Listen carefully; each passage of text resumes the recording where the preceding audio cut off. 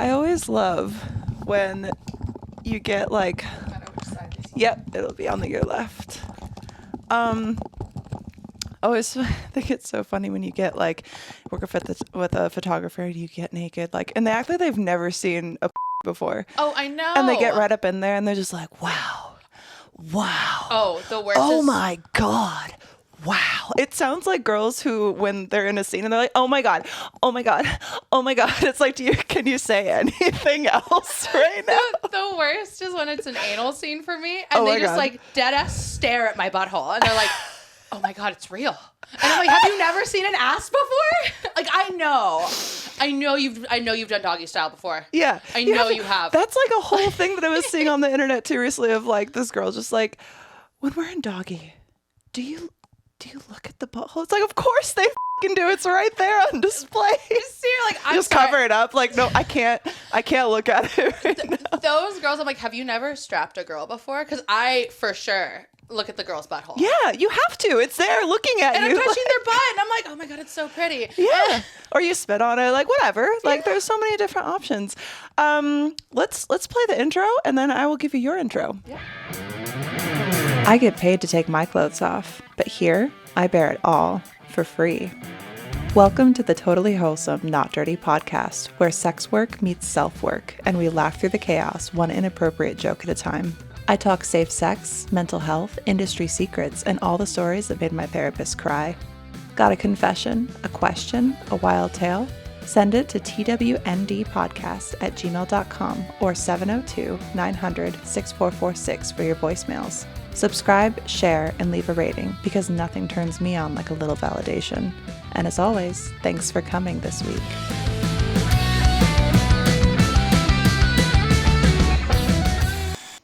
Welcome back to the show. Today I have an amazing guest with y'all. Now, if you have been listening for any amount of time, you will have seen multiple episodes with Ivan, the producer, and he always has amazing stories to share. Now, in the most recent episode with Ivan, we had a little discussion about a rainbow puke scene that someone had just an astonishing concept for that I would have never imagined myself because, as y'all know, fear of puke. So joining us today is the amazing, the creative, the talented, and the stunning, my goodness, Taylor Nicole. Hey everyone, thank you so much for having me. Thank you for coming. I'm so excited. It was so cool because as soon as that clip got posted, someone tagged you like immediately. They're like, I already know this scene. Everyone knew before he even said it. They're like, Taylor. You should message her. You should DM her. You should be on there next. The amount of messages I got. Well, I'm glad that we were able to make it happen because my God, I'm just like curious because for me, as someone who is like so afraid of puking, like puke free since 13 years old. So yeah. How do you come up with the concept of like monetizing that? So I always knew that there were weird fetishes out there. Yeah. I always knew. I was always more into the kink BDSM side of porn in general. I started in the kink community before I ever did porn. Okay. So I knew weird things were out there. I didn't know you could get paid to do them. You're just like, wait. I could have been monetizing this whole time. I was like, oh, like every hangover. Like. Oh my gosh. And then one thing led to another, and I kept meeting more people, and a lot of my fans always came from overseas. So I kept getting requests for weirder and weirder things, and I got one custom request that was for a puke scene. Okay. And I was like, okay, I can do this. That's crazy. Yeah. Like, I just can't even conceptualize, like, making my, like, I can't, like, does it just not bother you, like, at all? Or is it, like, actually harder than... So I can't puke like up normal food. Like yeah, that's what Ivan was saying. Like you make a little smoothie. Like how I was taught to do it. Well, the first time I ever did anything puke related was with a male talent. He had asked me. He was like, "Would you be down to try this?" Damn. And I was like, "Sure."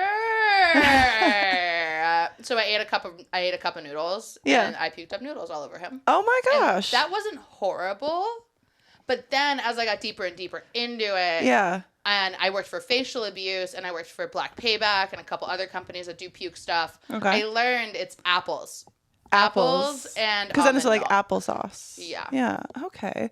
It's a very, very interesting concept. I could have never conceived of that before. Like, of course, I always see, the stuff, especially back in the day of like the porn wars, like you just find the most you can and send it to everybody, and it gets progressively worse as you go.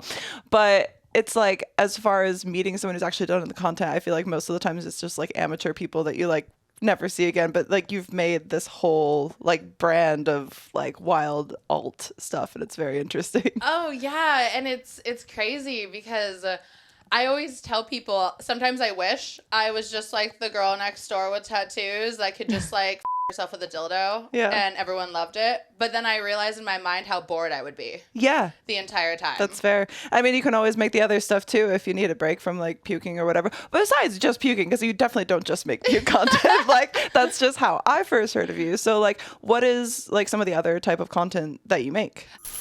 Do you love the pod? Of course you do. Do you love ads? Not so much. Do you want to prove how much you love the pod? Then join us ad-free on patreon.com/TWND podcast. Every tier of support gets you day early releases and ad-free enjoyment. The Totally Wholesome Not Dirty podcast is made possible by listeners like you. If you want the full VIP experience, join any of our dirtbag tiers, which also gives you access to skits, photo sets, bonus episodes, and monthly Zoom chats where we sit down, reflect, share, and more. You'll also have access to Thought Takes, a mini show where I strip down and go in hard with rantisodes. What are you waiting for? Join us and be a dirtbag at patreon.com/TWND podcast. I do a lot of anal. I do a lot of more intense, like hardcore scenes. I've been doing a lot more girl recently, which has been a lot of fun. Okay, cool. I love playing with colors, lights, like different locations. I love building sets. I love building sets. What do you build them? Like we were talking a little bit before rolling, but like at your space, or do you like find other places to kind of set up and build in a space and take down, or? So I'm lucky that I live in a really like nice, like I live in a nice house that has a lot of room in it. Yeah. For me to just be like, okay, what can I do with this wall today? Yeah, I love that. And if I can't build it, or I'm always on Airbnb or Peerspace looking for just interesting designs. Yeah, because rent.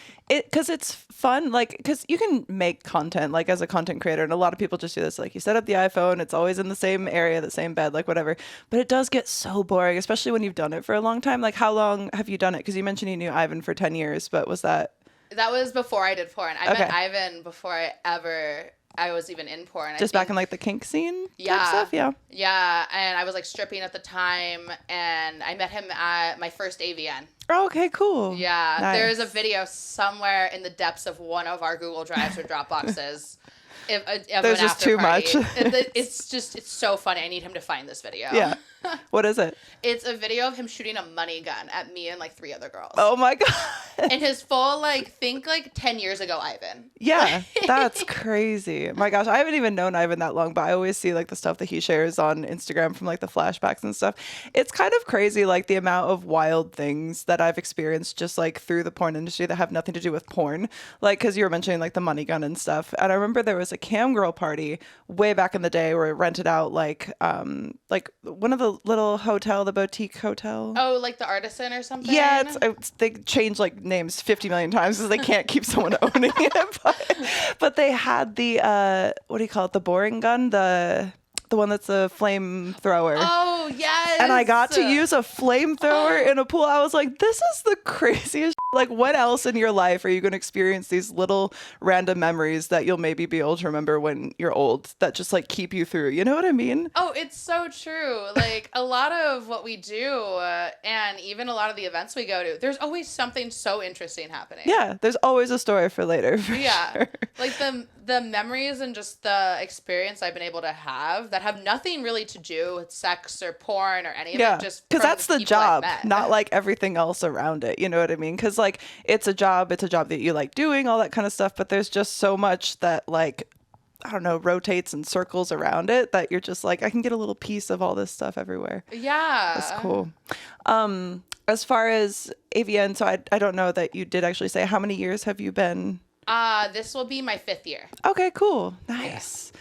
Dang. What made you decide to actually like take the leap from this is just something that I'm doing for fun to like, I'm going to actually be a performer and make content? I started as a cam girl. Okay, nice. So I was a cam girl from like 18 to I want to say like 20. Okay. And I was running cam houses in Austin, so I was there like all the time. I had my own cam brand. And growing up in Los Angeles, I grew up in the Valley, like Chatsworth area. Oh, wow. Chatsworth, okay. Like, I grew up very close to there. Yeah. So at one point I was talking to a friend, I was like, what if I just did it? What if I did it once? Yeah. Like, and at that point in time, because the first time I ever did porn was pre-COVID when you had to still have an agent. OnlyFans barely existed. Events didn't exist. So you had to like go find an agent, and that's how you found people. Yeah. So I was like, you know what? I'm just gonna walk in. Yeah.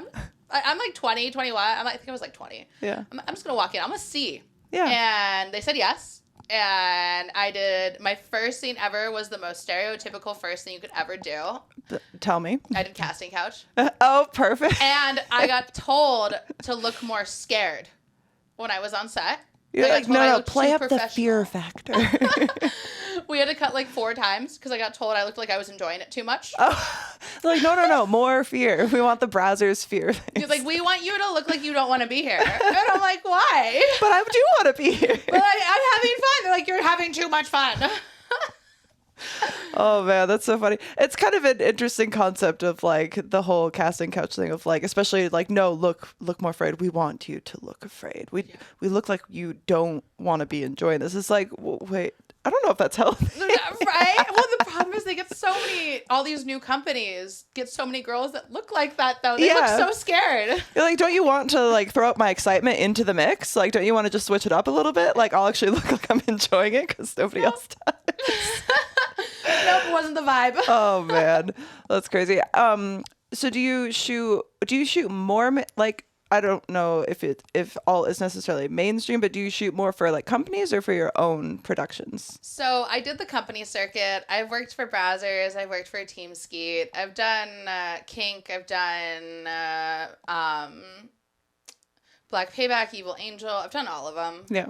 And what I realized is, as much as I love shooting pro, and I love the experience of doing it, and like almost like the notoriety of it, I'm so bored all the time. That's why I stopped. I'm so bored on set. I'm like there for 6 hours, like twiddling my thumbs. And when you shoot content yourself or when you're booking your own production, you know that it doesn't have to take that much time. It takes 2 hours. So you're like, why are we going through all of this for like no reason? Is it just so that the people who are taking the photos can go, oh my God.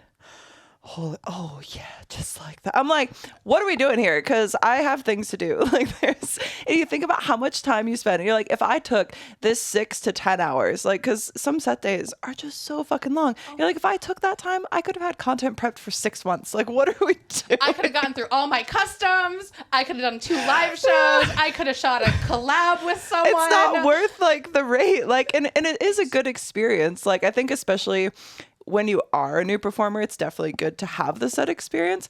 But once you have it, if you're the kind of person like you, where you're like, I have these things I want to do, I have these things I want to make, then it becomes soul sucking. Because at first it's very exciting because it's new. It's like getting like new pussy for the first time. You know what I mean? It is, and it's so much fun. And like the makeup artist and like the lights and the glitz and the glam of it. And I understand why people enjoy doing it, but I like having more creative power. Yes. And I like having more creative freedom. To shoot what I want to shoot, how I want to shoot it, when I want to shoot it. Yes, like with who, because sometimes even with scenes, you don't even know who you're going to be shooting with until they're there and you're like, hello, it's nice to meet you, I'm about to eat your box. So it's like, do you know what I mean? And then sometimes you'll be preparing for one person because they do tell you ahead of time, and then you show up and it's someone that's not there because they canceled and all this stuff. And I'm like, oh man, it's just, but it definitely is that thing, because I remember when I first started shooting a bit of mainstream, which I don't do anymore. And like I've said, because people ask like, oh, you quit, you retired. I didn't. It's just like this situation where I have things that I want to make and I feel good making the content that I want. I think that shines through in the stuff that you do create, like with your rainbow vomit fucking thing. Like Brazzers isn't going to shoot that.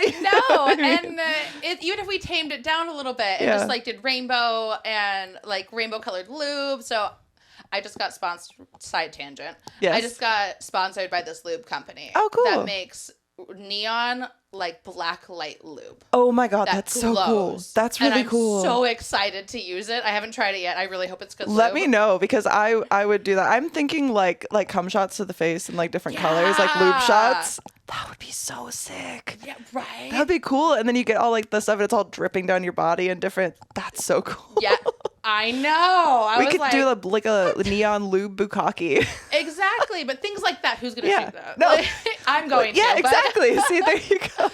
But I think that's what's so cool, because it is like that whole like new pussy thing where it's like, oh, this is so cool, it's exciting. Or even if it's like a new director, even if it's for the same company, you're like, maybe it's gonna be like something else, maybe it's gonna be this fun dynamic, and it all kind of ends up being the same. Like the amount of times that I have knelt behind a bathroom door and licked the inner labia thigh of someone while she talks to her husband through the door, and he somehow doesn't see me eating box from the back, then it's just like, I've done this so many times, like it's not. Or like the amount of times me and the director have like, I've just been on my knees on the floor as the guy is prepping for the cum shot. Yeah. And me and the director are just bullshitting for 5 to 10 minutes. Just wait. Like, oh, are you ready now? Yeah. Just the amount of times I've sat on like the tile floor, just like, all right, guys, let me know. No, I haven't shot like mainstream boy girl. It's one of the things, like, at some point, because I've heard so many stories about sometimes the pop shot taking forever. I've heard it from Ivan, I've heard it from other directors, I've heard it from performers, and everybody's just like, what are we doing? Why is it taking so long? Is it ever just like, come on, look at me, just come. Like, do you know what I mean? I'm pretty lucky. I don't really have any mainstream or even like collab horror stories. Oh, good. Like I really don't. I've been pretty blessed, like knock on wood, to not have to work with anyone super shitty. Nice. But yeah, I don't understand it. Like if I was a guy, I feel like I would just have, and especially with AirPods now and how tiny they are, like I would just have some earplugs. Mm-hmm. And I would have some porn like queued up on my phone that I knew got me there. Yeah. Or like I'd use my imagination. Mm-hmm. Yeah. Like I don't know. I have heard too though that a lot, I don't know if this is the same, and like I said, I haven't shot mainstream boy girl, but like with those issues, I've heard that some male performers are using a lot of like just the medication to get them hard, and it becomes like a thing of almost being reliant on that to get hard in the first place, which I'm like, damn, dude, that must fucking suck. Like, oh yeah, so I don't know what happened, probably within the last year, it's just become so just prominent in the industry for collabs, pro sets, like, do you know what's funny? And they're all taking Trimex, and I'm like, what is happening? It's interesting too, because I remember like you didn't really hear about like ED medication much growing up. I mean, maybe it's just because I don't have a penis or erectile dysfunction, but I feel like now I hear it on like every single podcast. Blue Chew, Hims, like the, you know, all the different kinds of stuff. There's like 10 different of them you can get delivered to your house. Yeah, I'm like, how many different medications do you have to take to get horny? Like, are we just on too many medications? Because I feel like, can we just take a step back, please? Like, can we just use our imagination? Because I know, especially when I'm on set, even like my own set, if I want to do like, if I want to squirt, like, no matter how turned on I am in that moment, no matter how much fun I'm having, I'll just like close my eyes and like just imagine whatever is like on my brain that day that's just like gonna get me there. Oh, I love imagining. I don't need porn. Now, I've watched porn. There is porn that I enjoy or have enjoyed consuming, but now that, I mean, once you do it, also it's like, oh, I know that person. And then it's just like, it's fucking ruined. Problem. I can't watch porn anymore. I'm like, I know too many girls. I'm like, but even when I was younger, like if I'm like looking up porn, it was to be like, I just want to know what it looks like. I want to know, like, it wasn't like, it was like a study. It wasn't so much of a like flicking the bean situation. It was like, how does sex what do genitals look like? Or do mine look normal? Like, do you know what I mean? And I would always have like the imagination of things, but if you're someone that likes to use your imagination for getting yourself there, then that's why you're probably really amazing at making content, because you just have it in you already. Yeah, like even when I was first starting to watch porn, it was more of I wanted to know what was out there, not necessarily I want to get off. Yeah. It's just more of I just want to see, like, and like scroll through everything. Yeah. I'm one of those people that I always preferred like reading smut novels or like those little comics. Like, yes. Oh my God. Like comics or like novels. I want to read it and then I want to imagine it. Yes, girl. I was talking about this the other day because I'm not sorry about what I'm about to say. I know I've talked about it on the last 3 episodes. Suck my dick. I don't give a fuck. I'm writing a whole fantasy smut series. Ooh. So it's not it's not heavy on the smut, but the smut is heavy and it's big like story based. But anyway, I was talking about this because like with the whole thing of liking to read and then imagine in your own brain what you're talking about. I used to do fan fiction role play forums. I used to do that too. What the hell? I used to write, like, so I went to art school and, like, I have my art degree. Yeah. So I used to, like, draw for, like, certain fan fictions. So they had, like, little illustrations to go with their to go with their stories. I love that. I love that so much. Oh. No shame in it either. No shame. Like, I even think about it now, I think it's so funny, but I'm like, it was destined that I was going to do something like this, even though, like, I know I've said, and people are like, oh, like, it wasn't your choice to get in. Like, it wasn't, but I think it was just destiny. It was just made to be, because when I think about, like, how fucking horny I have always been, and not even, like, for a particular person or this and that, but, like, even just humping a pillow and thinking about, like, all these things, not realizing I was masturbating, being, like, fascinated with the human body and, like, just, and especially what the human body can do. Like, oh my God. I didn't even need my crush to like me because I just had every different fantasy playing out in my head of, when he'd take my virginity. And unfortunately, it didn't happen that way, but it doesn't matter because it happened like 50 different ways in my head. So. Right? And like, I feel like that also, that's how I feel too, because I'll just imagine like 50 different scenarios of this guy that I'm probably, even if I'm never going to meet him, ever, and I just have a crush on him. Like, I've already dated him 60 times in my head, and we're good now. Yeah, we're fine. And it's out of my system. I came a few times. Thank you, for the thoughts, and God bless. Yeah, and it's like perfect. I had a full-blown relationship for a good 3 hours with you, and now we're good. Yeah. Like, my clit is engorged right now because I've just been masturbating about this for hours, but, like, it's fine. Got you out of my system. It's good. Oh, 100%. Like, and it's just one of those things that certain people, like you and me, are destined to do something like this because we actually enjoy doing it. Yeah, and it's not even that because I know that some people, like, go into it, and I've heard stories of, like, I wanted to do this. This was, like, my dream to do this. This was never something I could have ever conceived of myself personally doing, but it all makes sense going full circle. Oh my gosh. Do you, like, what kind of, because you're kind of, I feel like very alt, very like goth mommy, like, what were you like in high school, or do you not talk about like past? Oh, I talk about, I have nothing off limits on the internet at this point. Perfect. Like, it just comes to a point in your careers, in your life, that you're just like, I'm just here now. I'm the same. I share almost everything, so I just like, sometimes I'm like, should I have shared that? Like, I am the definition of TMI. Yeah. Like, well, see, perfect. Because I'm just curious, like, when people get into a job like this and whether they planned or not, but you were already into kink before. So I'm just kind of curious, like, the different kinds of people who end up in a field like this. So I am an only child, so I have only child syndrome. And I grew up full tomboy. Full, like, same boys' clothes, short hair. I climbing played football trees and for shit. 8 years. Like, I played football with, like, tackle football, like, Pop Warner. Dang. For 8 years. Holy crap. Like, that's I used to dye my hair black. Yeah. Oh, I had my black hair phase, like, so black that in the sun, I'm like, but in the sun, it's purple. Uh-huh. Like my emotions. Yes. They're just complicated. You wouldn't understand. The whole frying your hair off at home, like, oh one time. My God. So many box mixes from Walmart. I'd come home with my little secret stash. I'm in the bathroom. My mom's like, what are you doing? Nothing. And I was like, why is my shower blue now? I'm like, don't ask, Mom. Oh my God. Crazy though. But were you like, as a tomboy, like, I don't know, like, growing up in California is totally different. I grew up in the Midwest. So were you like bullied at all, or were you just kind of like your own person? Like, I was fine until like middle of junior high. Mm-hmm. And then I had a lot of problems. Yeah. Because I was really smart. I was doing sports. Mm-hmm. And I was also just a nerd because I liked anime, and this was not when it was cool to like anime. Yeah, not when people would actually make fun of you for it instead of everybody's obsessed with anime now. Yeah, and I used to like to read. That was also not a thing.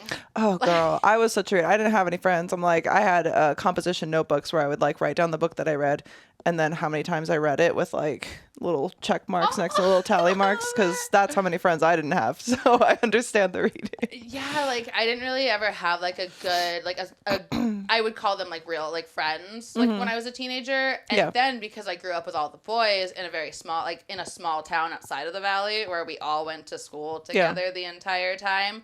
And I was friends with all the boys. So once all the girls' hormones started happening, they got really jealous and like really angry that I'd been best friends with their boyfriend for like 8 years. And I'm like, I want nothing to do with your man. Yeah.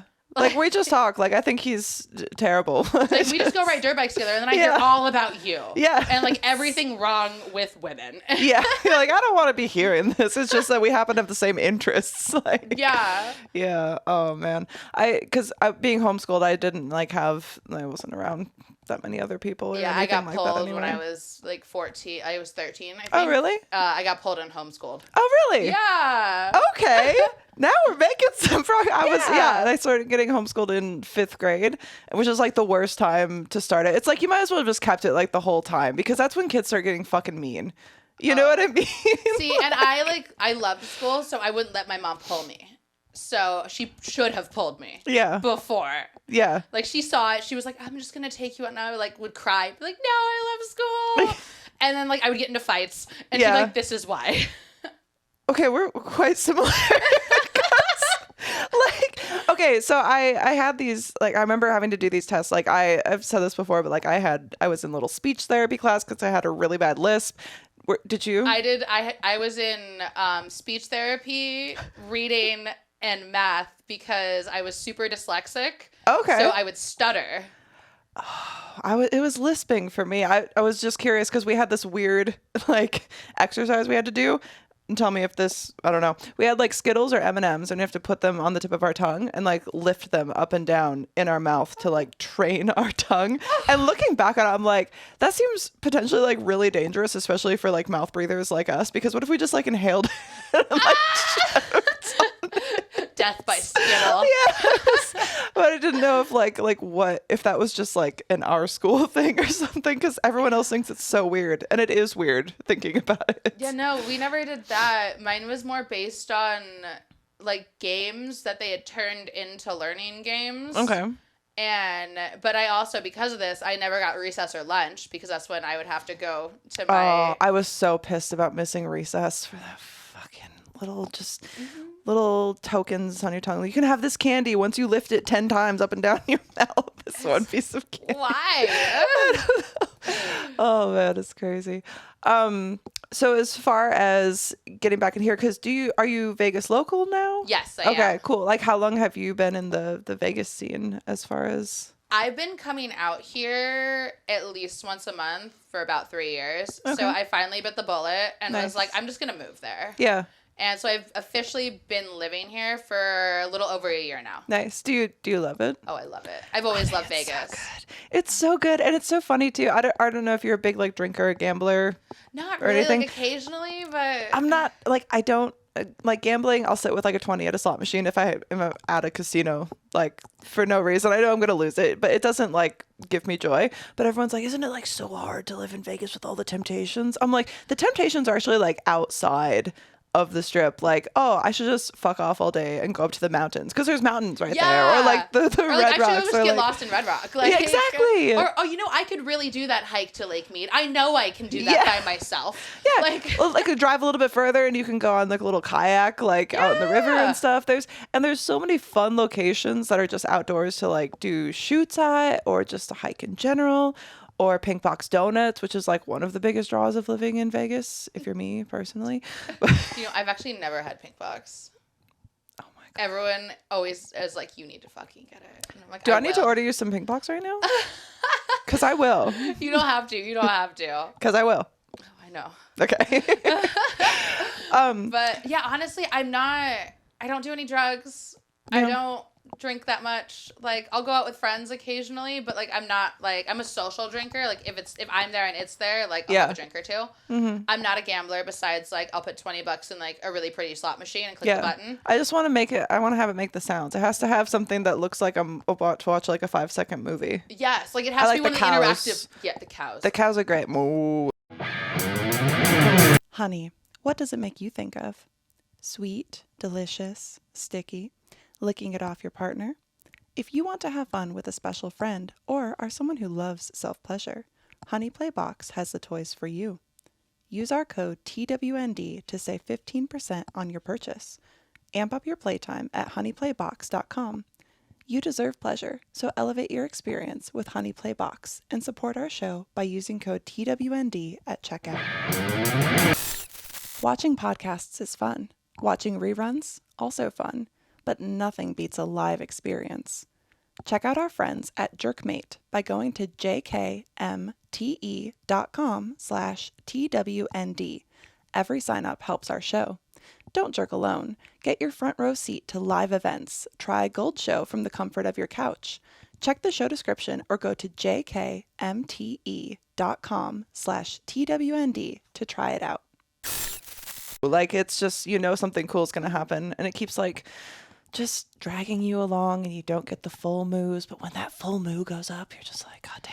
Or there's the bird one where you have to make the chicken explode. Oh, and then like it boxes everywhere. I love it. Oh my gosh. But yeah, besides that, honestly, like Vegas, to me at least, doesn't really have temptations on the strip. No, I try to avoid it actually, like honestly, when I can, because it's congested. There's like so many people, and then it is a bunch of like drunk people, and I don't drink personally, so being around a bunch of drunk people isn't exactly like what I would call like a smashing good time. Like, right? You're like, I'm good on this one. Like, no. It's crazy. Like I used to love, like before I lived in Vegas and when I was like younger and drinking a bunch, like I loved the strip because I'm just like, oh, I'm gonna go like party and do all this stuff. And now I'm just like, oh, I'm old now. See, I like there was a point when I was moving out here, the local dive bar, they make the best bacon cheeseburger. Oh, really? And they put it on Texas toast. What? And they make garlic tater tots. That sounds so good. I love Texas toast. Right. So while I was moving here, I used to go to the bar, order food. Yeah. And eat like my tater tots and take my burger with me. That's so and I think I did that enough that the owner knew who I was. That's awesome. And I would never drink there. Yeah. And he would just be like, just up the regular. The regular that wants the food. Oh, tater tots hit. There's something about tater tots. If I'm alone with a tray of tater tots, I will feel unwell after because I'll eat all of them. I have no self-control. There's no self-control. And I try to do the thing too. Like I even like them. There's veggie ones that you can get that are like broccoli cheese or like cauliflower ones. Same thing. But I feel better about eating a whole bag of those than I do with like the Ore-Ida tater tots or whatever. Sometimes you just need a bag of tater tots to get you through the day. You just do. Like there's something that just like heals a part of like my inner child when I eat tater tots. I don't know what it is. That's how I feel about like dino chicken nuggets.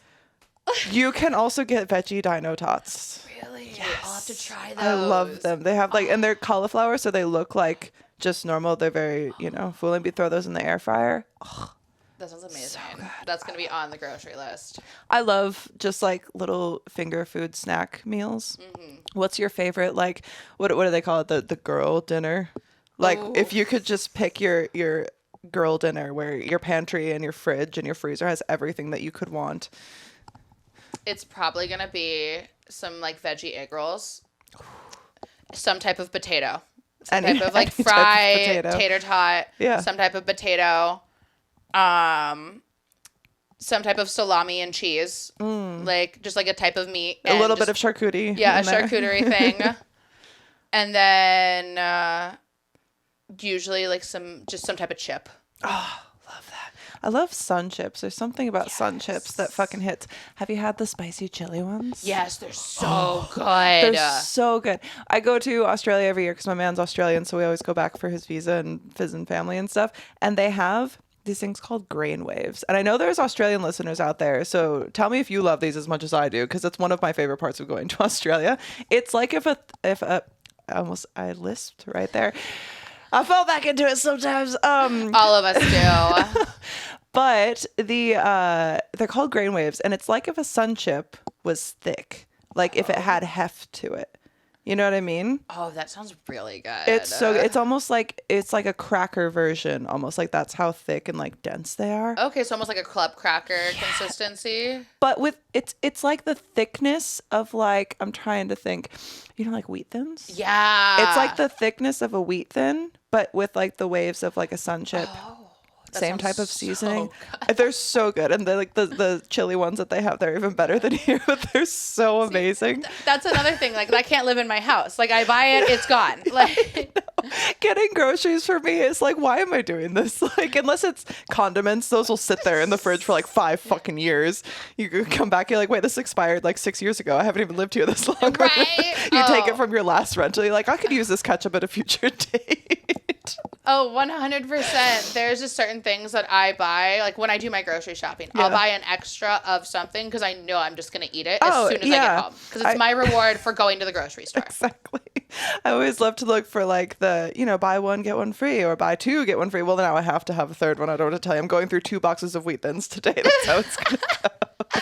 Oh, sales. If there's a sale, I'm a sucker. Oh, yeah. For a sale. And then a week later, after like eating my way through all these groceries I didn't need, I'm like, oh no. You're like, why am I so bloated? Why don't I feel good?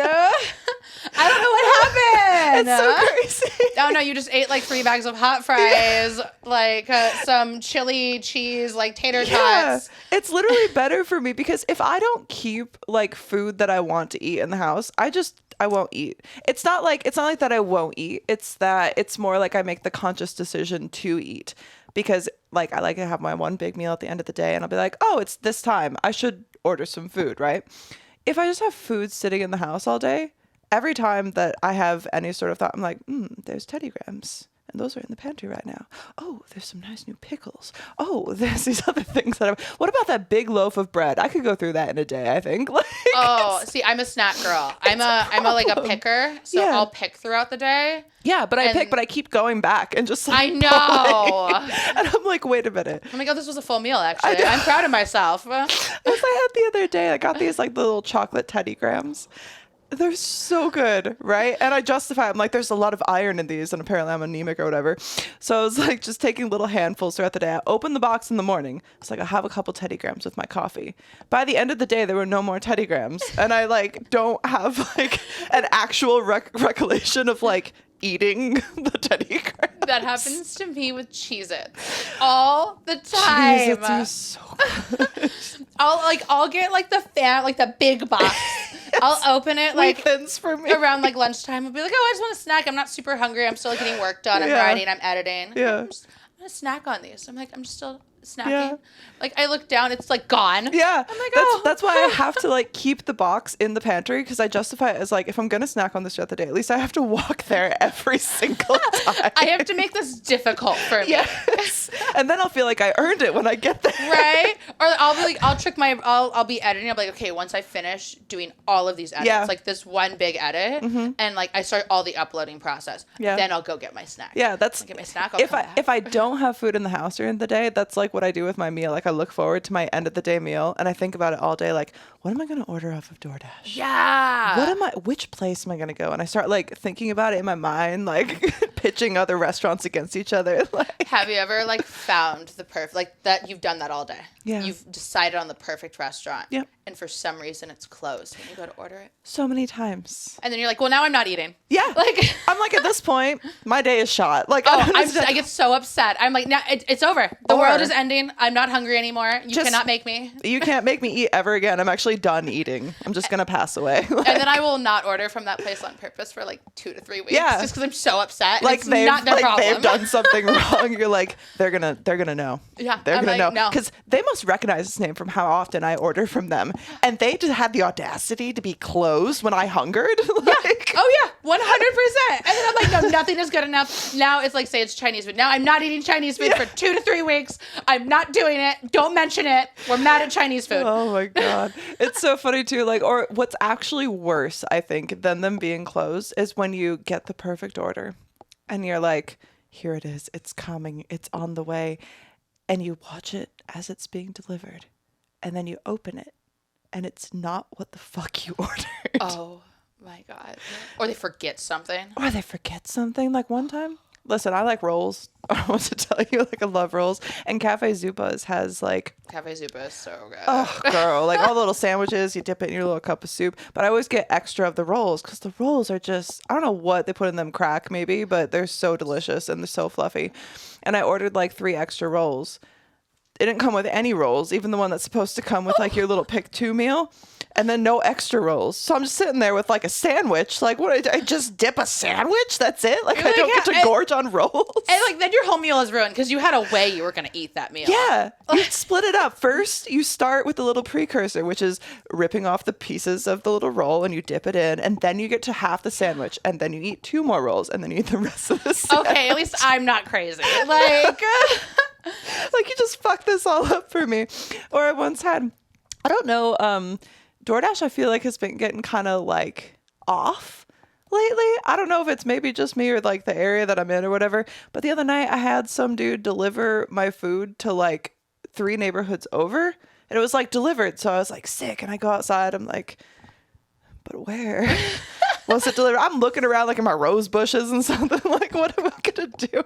And then I see like the photo and it's some house that I like don't recognize at all. It's like, here's where your food is. I'm like, but that's not where I am, right? Oh, see, I'm banned on DoorDash for that reason. Oh, really? Because they messed up my food like back to back to back. Yeah. And they delivered it to the wrong place like right after that. So at that point, they just banned me. They're like, you're done. What? Because I complained too much. But you're like, shouldn't you ban them as a fucking driver because they don't know where to deliver the food or to like hit you up? Like, call me. That's There's the thing. A phone number on there. It said delivered. So I saw the number of the person and I called them, right? Thinking, because at first I sent a text like, hey, that's the wrong house. They didn't say anything. I'm like, cool. I'm fucking hungry, so I'm going to call you. So I call them. This number is no longer in service. I'm like, how do you have a DoorDash account then if your phone number isn't in service? Yeah. What are you talking about? Like, what do you mean? What are you saying? Like... And so I messaged, like, because they, like, had to, like, redo it. So they're sending out another driver and all that stuff. And then this person contacts me and he's like, they're trying to figure out at the restaurant where your food went. I'm like, I know where it went. That's why I told DoorDash. They delivered it to the wrong house. So then they tried to blame the restaurant for it instead of the Dasher. I'm like, that's not what I wanted to happen. Like, you're like, yes, the Dasher is dumb. But at the same time, it's not their fault. Yeah. Someone else got the food. I just don't know where it is. Oh, my God. I feel like quality control's it's lacking. I don't know what to say. It is on all of the apps, on all of them. I don't care which one you use. Uber, everything. It doesn't matter. Like sometimes, you know, I think it really is that people just don't give a fuck anymore. And like in some ways, I like kind of understand. But when I tip you $15, it would be kind of nice if you like if you actually delivered the food. Yeah. Like that's the only thing I have a problem with. Like I understand this is convenience. I understand I'm being lazy. So I'm going to tip well because I understand that I could just go get this shit myself. See, maybe I'm just a little jaded on it because living in California for so long. Yeah. So Uber, I know it's Uber Eats like, for sure does this.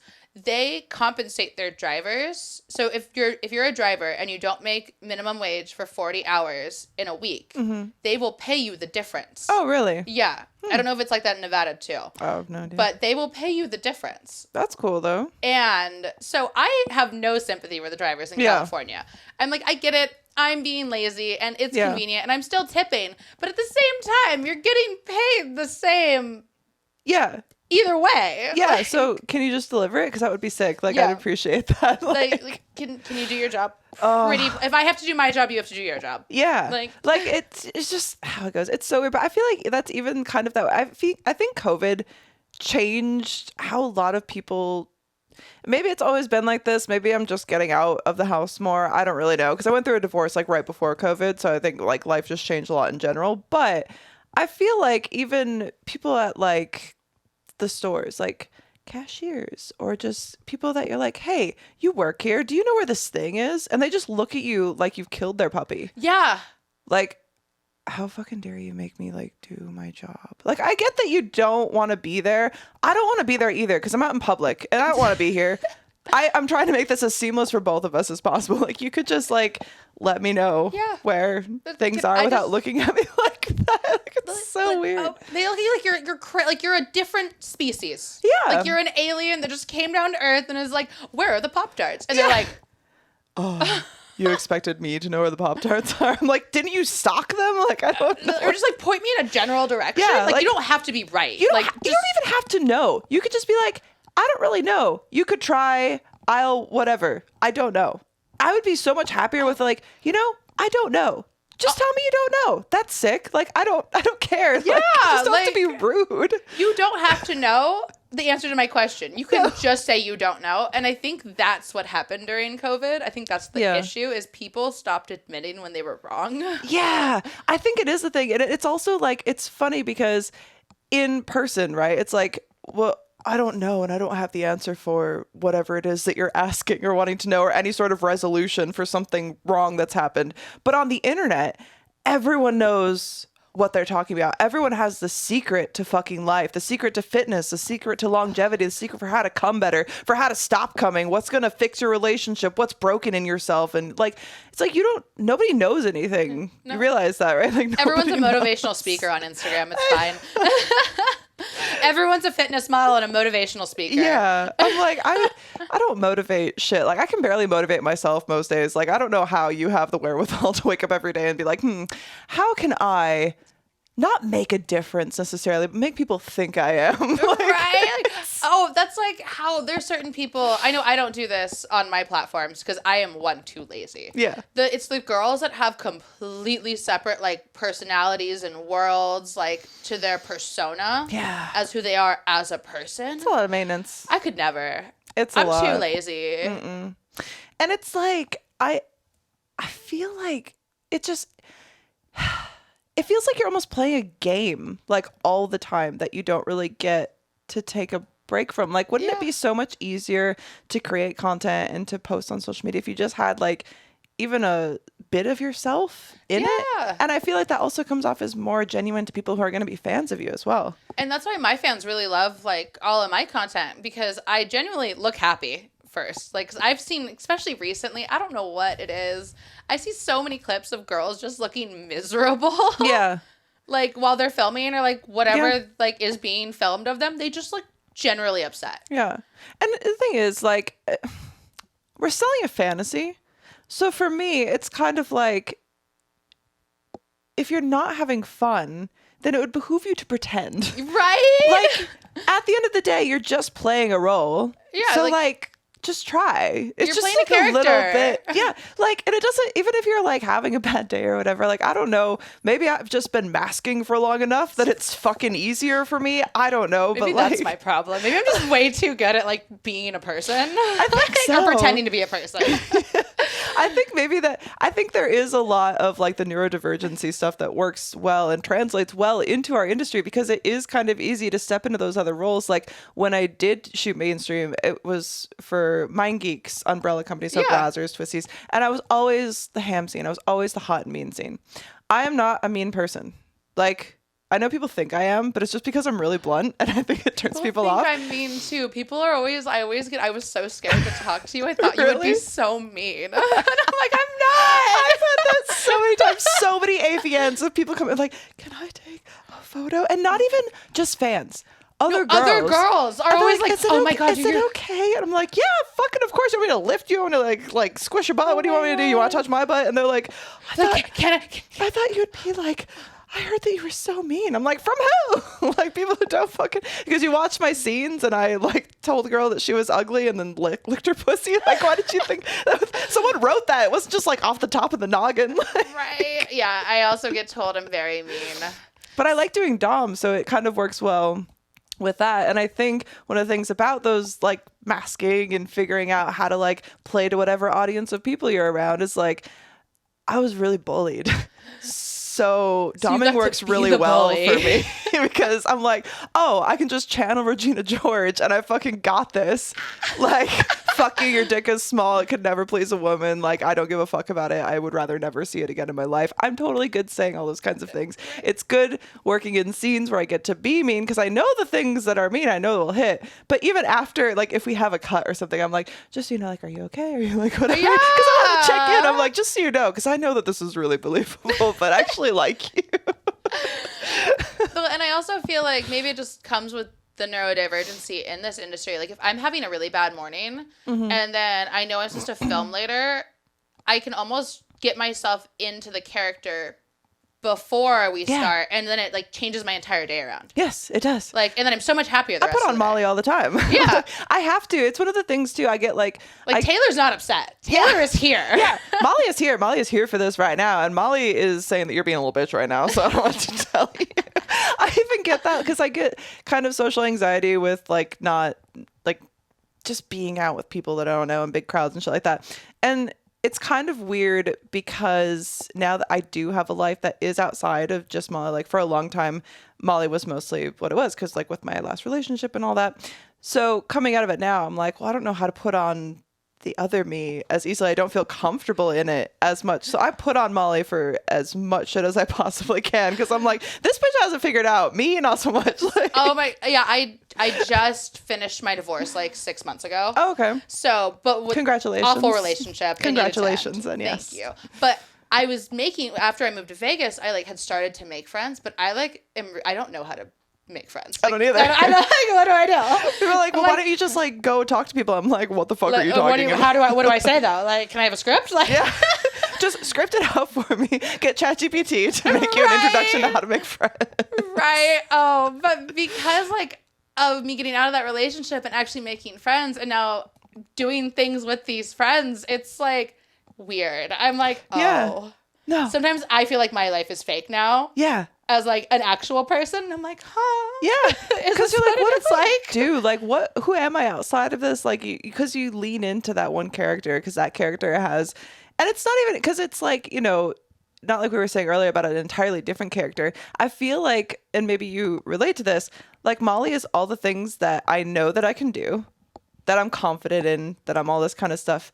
But like, because it's Molly, I don't have to feel the guilt for feeling that good about myself. Right. Does that make sense? That's how I feel. Like Taylor is everything I know I can do. Yeah. Or at least I can try and attempt. Yeah. And almost positive I can do. And if I fail, haha, I don't give a fuck because I'm Molly. Like, why the fuck would I care about that? Because I tried, so it's more than you did. Like it's your fault it didn't work. It's not my fault. Exactly. Like, it's just like this, not arrogant. It's like a fine line between arrogance and confidence. Yeah. Where it's like, no, I am the shit. Yeah. And but I can't do this. Yeah, and I should feel good about this thing. And like, why would you shit on my happiness? Like, type thing. But then sometimes you get into like the self-doubt of that. But I think it kind of is good because in a way, I think it could be very easy, I think, in a job like this or any sort of like influencer like type thing. And I'm not saying that we're influencers, but anything where you have like a big audience of people who are just going to be like hyping you up all the time. Yeah. It's very easy to settle into something like a narcissist fucking total God complex where you don't give a fuck about anyone else but yourself. And I think it's good in a way to have all those things that you really do like about yourself and those things that you are confident in to kind of put into this character and be like, yes, everyone loves Molly. Everyone loves Taylor. Yeah. And that's cool. And I love her too. But people who are like, oh, this, like, you don't know me. You know pieces of me that I'm willing to share and that I've cultivated into this person that I feel super comfortable in the skin of. But, you know, it kind of gives you that bit of humbling because you're like, I know that there are things about me that if you knew, you probably wouldn't like or like any of those kind of things. Because I don't like them. But I'm also not putting that into Molly because I'm creating a character for you to enjoy in a way, all these different pieces of me. We all have bad habits and breaking them is hard. That's where Fume comes in. You've probably heard about Fume, but you might not know what it is. Fume is a flavored air device. No smoke, no batteries, just a beautiful reminder to breathe easy.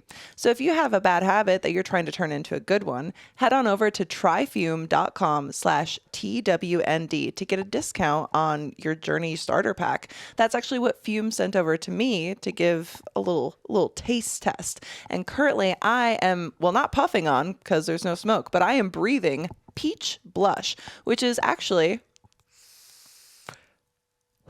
see, no smoke, a delicious flavor that I am very excited to be sipping on, as it were. I'm definitely trying to break a few bad habits of my own this year, and I think that Fume is a great place to start with that. I am an oral fixation girly. I always have to have something in my mouth. I was chewing on my fingernails for ages and other bad habits that we don't want to talk about. So if you want to join me on my journey to quit a bad habit and also help support the show that you love so very much, head on over to tryfume.com/TWND and let me know your experience, because I am excited to turn my bad habit into a good one with Fume. Tryfume.com/TWND. Yeah, and that's how I feel like when I created my persona, because I kind of took everything I wish I was, like, when I was a teenager. Yes. Like, every bit of that, like, that I never thought I'd be able to achieve. And I kind of just built my character around that. Yes. And then it grew and it grew and it grew. And now I have imposter syndrome. Well, now I have imposter syndrome because I don't understand that, like, no, this is me. Like, I am living my, like, 15-year-old, 16-year-old fantasy life. Yes. And I'm like, oh, shit. It's reality, and now I have to deal with it. Yeah. And all I want to do is be home in my sweatpants. Yeah. But then at the same point, do you get this too, where sometimes, like, you are in your comfy sweatpants mode, you're in that, like, home goblin phase, and you know that you have to go be Taylor, you know you have to go be Molly, right? And you start to get like, oh, like, I don't want to, like, I want to just chill here in this. But then when you get into it, all of a sudden you're like, this was who I was all along. Yes. So what's also nice is, like, I built my brand on being a hot mess, so I can show up in those sweatpants some days and be like, no, this is what you're getting. You're getting my Ugg boots, my sweatpants, and my, like, crop top with my tits out. Yes, like, because it gives you that confidence, because it is the same thing. Like, I've had that too with, like, shoots where for a while I kind of felt like, oh, like, Molly has to be this, Molly has to be that. But the older I got and the more that I got out of said bad relationship and all that kind of stuff, the more I'm like, well, now I can inject even more of, like, the me into it. And I've even had fans be like, I've watched you for all this time, always been a fan, like this and that, but you seem so much more. Yeah, I've gotten that, like, too recently. I'm like, yeah, because I'm not being fucking, like, throttled by the guy who's throwing me into walls and shit. Seriously? So it's pretty sick. Like, I don't know what to tell you. I'm just gonna get weirder. Right, that's what I tell everyone. I was like, 2025 is it's my year. I don't care. This is my year. I've been saying the same. Like, girl. if you want to be a part of my year, we can figure it out. But I'm in control for, like, the first time in, like, 6 years. Yeah, and I'm just running with it. I love that. You're the snake. All those big life changes. All the rebirth, regrowth, all that kind of stuff. It's very good. It's very exciting. And I've had photographers, I've had fans comment on it. I've had other talent be like, I've been seeing what you've been doing. It's, like, fucking dope. Yeah. And that feels good too, because you're like, I am being more authentically myself, even in this character of my authentic self, right? that I somehow can't fully claim, because that makes me feel guilty.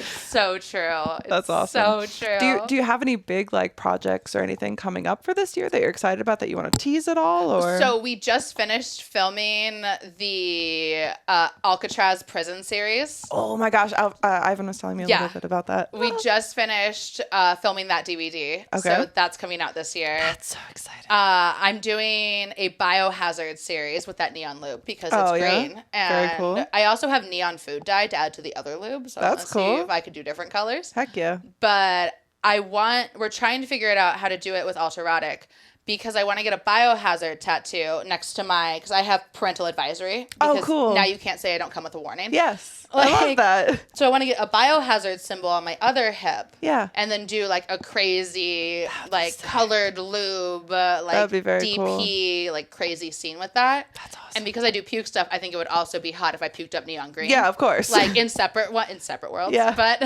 that's cool. That's awesome. Yeah, so there's that. I'm traveling a lot. I've been doing a lot of location stuff. Okay. Cool. During the next big convention out here in Vegas, which is the Alt Stars. Okay. We're doing... You were nominated for something, right? I saw it in your story, I think.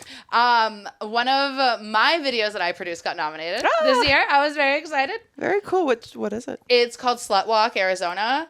So I have a whole series called The Slut Walk, where basically it's either at a content house or it's like where everyone's in hotel rooms. And I stage everyone and then I just run around fucking everything. Oh, that's awesome. And it's so much fun. It's like one of the easiest shoots you can do. Yeah. And it ends up being like, this last one was 30 people. Oh, wow. We had 30 people involved. That's crazy. And like, it was like 40 minutes. It was so much fun. It's full gonzo, old school gonzo. In a scene like that, I'm just kind of curious because this is not stuff that I shoot. So it's like so fascinating to me. Like, how long do you get like with each person? Like to kind of condense it? Like how long does it... What's the circuit look like? Because you said it comes out to 40 minutes, but it's 30 people. So it kind of has to move quick, no? Yes. Or is it just cut together that way? With that, I try to stage people in sections. Okay. So I try to have like 5 to 8 sections of like a house or wherever we're at. That way, the people are already in groups. So if there's 2 girls and a guy, they're already having a threesome. Oh, and I just like kind of walk in. I'm like, now Taylor Nicole is here, and I'm gonna suck some dick. That's cool. Okay. And then I'm there for about 5 minutes, like 5 to 8 minutes, and then I go bye, and then I run away. Okay, cool. I was thinking for something like everyone has their own room, and I'm like, it seems like it would take such a long time. When I do it at content houses, the other talent like it too, because no matter where they're at, they can have their phone out. Yeah, and they can have their own content being filmed. And they get the whole, like, their own little, like, scene, because they don't have to stop once I leave. Like, they can just finish their scene. Like, hi, bye. Yeah, I'm just like, hi, bye. And, like, I don't need a cum shot from them either. So it's like, you can because that's like the whole point of, like, the circuit. Yeah. That's cool. But those are always fun to do.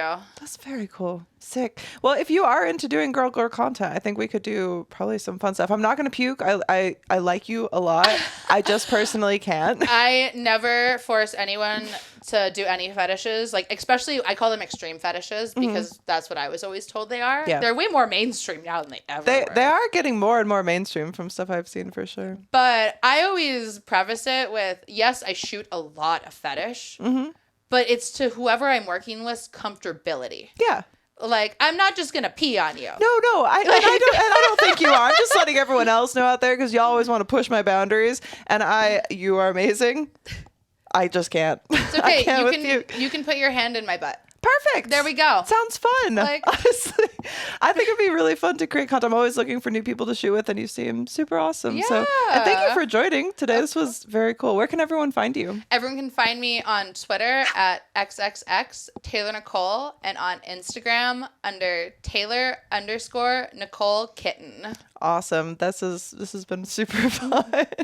And then everybody else, please follow the podcast on Instagram at TWND Podcast. You can follow me on Instagram at This Redhead is SFW. You can find YouTube episodes at youtube.com/@TWND Podcast. And I meant to say video episodes and I said YouTube episodes, but you know what the fuck I'm talking about. It's the same thing. It's the same goddamn thing. So your homework for this week is to go check out Taylor Nicole wherever you can, and all that will be linked in the description below. Please be subscribing, liking, sharing with a friend, and we will see you Monday. Do you know what CUM spells? Can you say it into the camera? CUM spells cum.